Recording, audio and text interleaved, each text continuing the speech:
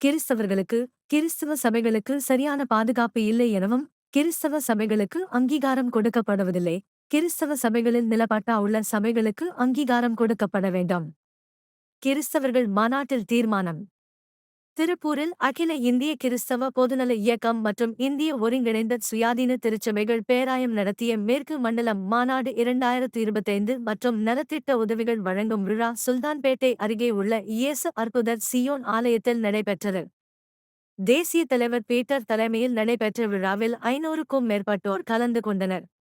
இயேசு கிறிஸ்துவின் புதிய பாடல் மாநாட்டில் வெளியிடப்பட்டது. அதனைத் தொடர்ந்து செய்தியாளர்கள் சந்திப்பில் பேசும்போது, கடந்த 15 வருடங்களாக தொடர்ந்து பல்வேறு இடங்களில் எங்களது கிறிஸ்தவ மாநாடு நடத்திக் கொண்டிருக்கிறோம். இங்கே கிறிஸ்தவர்களுக்கு கிறிஸ்தவ சபைகளுக்கு சரியான பாதுகாப்பு இல்லை எனவும் மேலும் கிறிஸ்தவ சபைகளுக்கு அங்கீகாரம் கொடுக்கப்படுவதில்லை. கிறிஸ்தவ சபைகளில் நிலப்பட்டா உள்ள சபைகளுக்கு அங்கீகாரம் கொடுக்கப்பட வேண்டும். சபை ஊழியர்களுக்கு பாதுகாப்பு வேண்டும். மேலும் பல இடங்களில் கல்லறைகள் இல்லை. இதுகுறித்து மாவட்ட ஆட்சியரிடம் மனு அளித்தாலும் நடவடிக்கை இல்லை. அரசு பல்வேறு திருச்சபைகளுக்கு சலுகைகள், நலத்திட்ட உதவிகள் செய்து வருகின்றனர். ஆனால் பெந்தகோஸ் திருச்சபைகளுக்கு முறையான நலத்திட்ட உதவிகள் வந்து சேர்வதில்லை.